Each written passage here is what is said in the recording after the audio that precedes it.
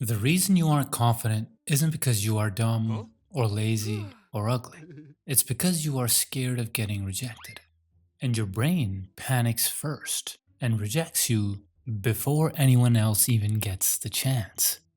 And this is called the overactive self criticism. I've got this friend, Sonia. She's one of those very quiet and soft spoken people. Even her texts feel like secrets. Anyways, she got invited to this birthday party once. She decided to go, and it was a big deal for her.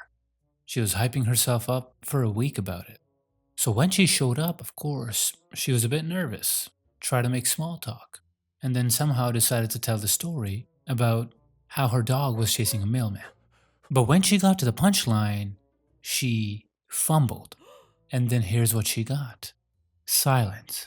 No one laughed, and no polite smiles. Just that heavy kind of quiet where you can feel your insides shrink. One guy smirked, kind of, but that almost made it worse. Sonia also smiled in return, but inside, her brain exploded. Wow, you're a moron. You always screw it up. That wasn't even funny. That was weird. That night, she ran a full blown FBI investigation on that conversation. She replayed every word like it was national security footage. And then her brain declared the verdict: they hate you, always did, and now they've got proof. So she didn't talk to any of them again. She ghosted the group chat. She skipped every invite after that. She just didn't want to give them a chance to reject her again. So Sonia's brain rejected herself before anyone else even could. Again, she pre rejected herself.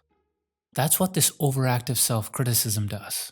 And it's not just emotional, it's neurological. Your brain has a setting called the default mode network, which is meant for self reflection. But the thing is, when it's overactive, it can also become a shame projector. It constantly zooms in on every social misfire you ever had. It exaggerates what happened and links it to your self worth. Sonia desperately tried not to fall victim for it. She tried confidence affirmations, motivational videos, and even spent a ton on a bunch of conversation books. But none of them really worked for her. One night after ghosting another invite, she opened her phone, saw 87 notifications: DMs from her friends, Instagram posts from her colleagues, stories from her cousins. Yeah, of course, only a girl gets 87 notifications. Anyways, everyone else was laughing, connecting, making memories, and Sonia felt like part of the audience, watching life happen without her. And in that moment, she finally had a realization. Something broke through. She saw the pattern, that it wasn't the people, it was the voice in her head, always pulling her away before she even got the chance to show up. That's when she picked up a pen and her journal. She tried to figure out what was actually happening. She started writing down what happened, like an autopsy report of those dead conversations. Then she wrote down what her inner critic was saying. Then asked herself, what would I say to a friend who felt this way? Studies showed that the expressive journaling switches your prefrontal cortex on. This is the part of your brain that processes logic and calms you down. Journaling also activates the hippocampus, the part that calms your nerves by putting things in context. It reduces the hyperactivity of the default mode network, which reduces your inner critic. And that's all you need. You just have to interrupt the voice that says you're worthless. This helped her realize that that one awkward moment wasn't her whole personality. And slowly, with practice, you can teach your brain to stop turning the silence into shame. Sonia still has awkward moments. She messes up stories, but now she can laugh at them. She can say out loud, wow, that was bad, even if she does make a mistake. Even if the self doubt starts spinning that you're garbage remix again, you can flip the script. Open the journal, read your own words, and remind your brain, relax, we're not on fire, we're just a little weird. And the thoughts start changing. From chill, we're dying to, hey, we just socially fell down the stairs and need to get back up because we're not going to stop walking just because we fell down once. Number two is the identity trap. For some, your brain doesn't just criticize you, it runs a background script that says, you aren't a social guy. That script is wired so deep into the brain, it creates something called an identity trap, the structure of your identity. Like my buddy Ray, who's a nice guy, a real gentle soul, right? But you never catch him jamming at a party. that's for sure. There's one time Ray mashed with this girl on Hinge. She was the opposite of Ray. Crazy. No, I'm kidding, but she was a total free spirit. She smoked, vaped, drank, probably did crystals, and she believed her cat was a vegan, like by choice. She wasn't his type, if you think about it at all. But Ray never backed out. He didn't even consider it, because in his head, the math went like this: she likes me, that might be the best I get before the world figures out I'm broken. See, Ray's brain had been running this weird little program for years that constantly told him he can't socialize. People don't find him interesting, or he's not that attractive to be around. So every time Ray stayed quiet or said yes, when he actually wanted to say no, his brain was taking notes. With this constant negative input, the brain's neuroplasticity, which is its ability to grow and adapt, will be reduced. So you're not just thinking the same way, your brain is physically wiring itself to stay the same. You get stuck in a loop. I'm not social, to then you don't try, to then you don't improve, which proves you're not social. And this becomes the identity trap. Ray was fully into this trap, but luckily, that date woke him up. He ate kale, he inhaled vape, he laughed at a joke he didn't understand, and he hated every second, but said nothing. Later that night, alone in his room, he stared at the ceiling and felt hollow. I know I felt this feeling in social situations before too. He felt hollow not because the girl was weird, but because he felt like he disappeared again. And this time, something cracked. It hit him. This isn't about her. It's not even about dating. It's about the fact that he kept ghosting and ignoring himself, just to be liked by someone else. That realization burned him. It made him think about all the times he suppressed himself in the past. He wanted to change, and so he made a decision to do something different. He decided to do this weird little experiment. Every morning, he'd ask himself, what would a confident social guy do? And then he tried to do exactly that. He even tracked it every day, like a social courage log. It looked something like this. I told my friend I actually don't like that new Loki series from Marvel, and didn't apologize. I told Sonia her makeup was just too much today, and I didn't get slapped. It's a win, baby. I complimented my colleague's new haircut with quick eye contact, because long eye contact is just creepy. I invited a friend to hang out instead of waiting to be invited. So each action triggered a dopamine hit and activated something called the dopaminergic system in his brain. When this system is repeatedly activated, it creates new neural pathways in his brain, which is how habits are formed. So the neuroplasticity of the brain is triggered by acting with courage and confidence, and that becomes a new habit. So Ray figured out how to stop being a doormat. But for a lot of people, the real villain isn't identity. It's number 3, the fear of rejection. And your brain treats that like a full-blown threat. According to the University of Central Florida's Department of Psychology, your brain treats social rejection as a real threat, even similar to physical pain. Sam worked at a startup.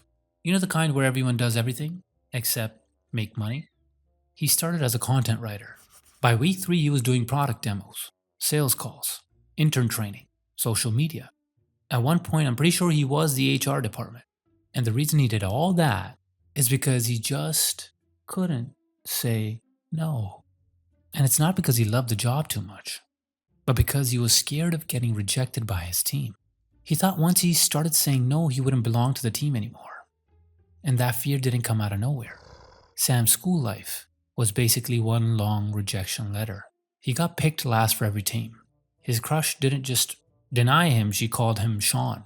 And in group projects, they left his name out on the slides he made. And every time he had gotten rejected, the parts of his brain called the insula and ACC lit up like a house party. Funny enough, these are the same areas that light up when you physically get hurt, which basically means for your brain, rejection is the same as getting slapped in the face or kicked in the balls. And that pain is definitely all in your head, in your nervous system to be exact. Because of that, subconsciously you start avoiding rejection, no matter what, even if you are getting burnt out emotionally and physically. which was exactly what happened to Sam. He cracked like a piñata, not with candy, but with unread Slack messages, missed deadlines, and two interns asking him how to reset their passwords. One afternoon, he just crashed. He sat at his desk for like 20 minutes doing nothing, just blinking. That's when his boss finally noticed and said, "Hey, you okay?" And Sam was smart enough to say, "I'm overwhelmed," which is office speak for "I want to cry, but my calendar says I don't have time." Maybe his boss understood what Sam's problem was. Instead of threatening to fire Sam, he actually said, "From now on, just tell me if you have too much work, okay? You don't have to say it to the whole team, just me." So Sam tested it out. First, it was, "I can't handle the interns today." Then, "I need an extra day for this task." Then, full power mode. "I can't take that call right now because I'm busy staring into the void. I mean, busy brainstorming." What he didn't know was that every time he stood up for himself, he was activating his medial prefrontal cortex, the part of the brain that helps you stay calm, control emotions, and feel safer over time. The MPFC also tells the insula and the ACC to chill, which means your fear response shrinks over time. It literally reprograms your brain to feel safer. So Sam learned how to say no to his boss, but he still couldn't say hi at a party without sweating through his shirt, and so he started avoiding them altogether. And number 4 is avoidance behavior. And Sam's amygdala, his brain's fear center, has something to do with it. See, Sam's got trauma, social trauma, and it's not just in his head, it's in his nervous system. Let me explain. When he was a kid, at his own birthday party, Sam had his fly open the whole time. No one told him, they just smiled for pictures. So now every cake reminds him of exposure. Then there was the school farewell party, where he ripped his pants mid-dance. Real showstopper energy, literally. Everyone clapped, but not for the right reasons. And on the first day of college, he couldn't find the washroom and wet himself. They called him Tinklebell for 4 straight semesters. My guy can't even look at a fountain right now. So clearly, social life just kept sucker punching Sam in the face. And after a while, his brain just went, "All right, that's enough." So now every group setting feels like a setup for him. He sees a group of 4 people and his amygdala goes, "This is a trap. You'll mess this up." That's the thing about the amygdala. It doesn't care about facts, it just scans for threats. And for Sam now, every social situation became a red flag, a trigger, something to avoid. So naturally, he did. He started dodging invites, skipping parties, and even when he did show up, he'd post up in the corner like human furniture. He didn't talk and he didn't move, he just tried to blend in. But he wasn't just becoming quiet anymore, he was slowly becoming invisible and an outcast. And one day, Sam saw it, and that's what finally pushed him to act. Because in his eyes, being a fool was bad, but being forgotten seemed worse. That's when he discovered something called exposure therapy. It's a method to improve by slowly facing your fears. So basically, Sam started putting himself in low stakes social situations. He started small, really small, chatting with strangers on Omegle, which you know is a brave move. Half the people there are like Russian bots or shirtless dudes holding snakes. He made small talk with the waiter, then the watchman. Eventually, he showed up to one of our group hangouts and stayed. Every time he faced a fear, though, his brain's ventral medial prefrontal cortex kicked in, or the VMPVC, which calms down the amygdala. It basically says, "Hey buddy, chill, no one's gonna pants you today." And slowly, Sam's brain started rewiring the new memories and less fear. Now when Sam walks into a room, his amygdala just sighs and goes, "Fine, just don't dance tonight." So now let's say you don't avoid people anymore. You are confident.